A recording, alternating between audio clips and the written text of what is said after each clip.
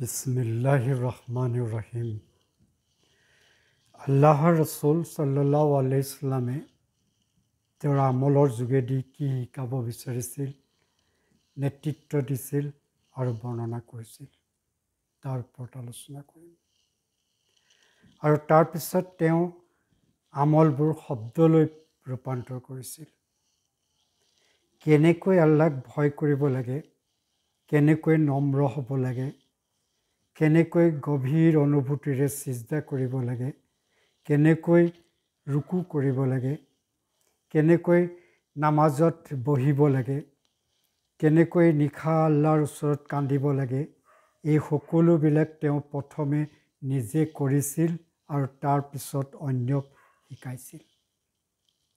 ফলস্বৰূপে যিহকে তেওঁ প্ৰচাৰ কৰিছিল, ঘৰৰ মানুহে আৰু অনুগামীসকলে তৎক্ষণাত গ্ৰহণ কৰিছিল, কাৰণ তেওঁৰ শব্দবোৰ তেওঁলোকৰ সকলোৰে হৃদয় চুই গৈছিল। তেওঁৰ পিছত মানুহে দেখুৱাইছিল তেওঁৰ স্থিতি, মানুহে কঢ়িয়াই নিছিল তেওঁৰ ভক্তসকলৰ দেউকাৰে শীৰ্ষৰ বিচৰণ কৰিবলৈ। বিশুদ্ধকৰণে আল্লাহ ভক্ত হৈ আৰু আল্লাহৰ ওচৰ চপাৰ আকাংক্ষাৰে সিহঁতে যলৈকে গৈছিল, নবী হজৰত মুহাম্মদ সাল্লাল্লাহু আলাইহি ওয়াসাল্লামৰ ভৰিৰ খোজ অনুকৰণ কৰি আগবাঢ়িছিল।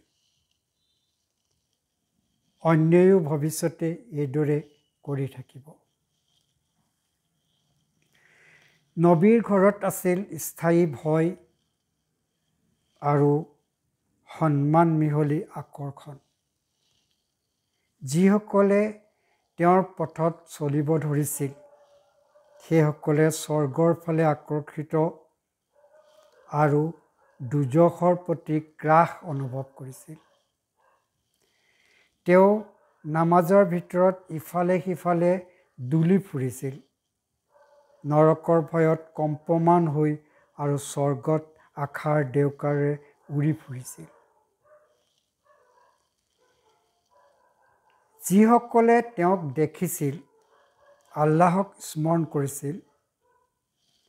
ইমাম নাছাই বৰ্ণনা কৰিছে, যেতিয়া ৰসুল সাল্লাল্লাহু আলাইহি ওয়াসাল্লামে নামাজ পঢ়িছিল, এটা শব্দ শুনা গৈছিল, কেটেলিত উতলা পানীৰ দৰে শব্দ। তেওঁ সদায় নামাজ পঢ়োঁতে দগ্ধ আৰু কান্দি থকা হৃদয়েৰে নামাজ পঢ়িছিল। আইছা ৰাদিয়াল্লাহু আনহাই প্ৰায়ে তেওঁৰ আল্লাহৰ উপস্থিতি সিজদাৰ অৱস্থাত পাইছিল। ইছৰাবুল নিছাত উল্লেখ আছে। তেওঁ চাৰিওফালে প্ৰতিজন লোকক তেওঁ আচৰণেৰে অনুপ্ৰাণিত আৰু লাভান্বিত কৰিছিল। নবী সাল্লাল্লাহু আলাইহি ওয়াসাল্লামে প্ৰতিজন ল'ৰা ছোৱালী আৰু পত্নীসকলৰ একেই শ্ৰদ্ধা আৰু ভয় আছিল, কাৰণ নবীসকলে কি পালন কৰিছিল আৰু অভিজ্ঞতা আহৰণ কৰিছিল তাকে প্ৰচাৰ কৰিছিল, আদেশ কৰিছিল আৰু সিহঁতৰ আমলৰ যোগেদি উদাহৰণ দৰ্শাইছিল। আমি ঘৰত তেওঁ বা তাইৰ আচৰণৰ যোগেদি এজন ব্যক্তিৰ প্ৰভাৱ মূল্যায়ন কৰোঁ। যদি সকলো শিক্ষক একলগ হৈ আৰু আৰ্জিত জ্ঞানৰ শিক্ষাৰ ওপৰত একত্ৰিত হ'লেও তেওঁলোকে নবী সাল্লাল্লাহু আলাইহি ওয়াসাল্লামৰ দৰে ইফেক্টিভ হ'ব নোৱাৰিব।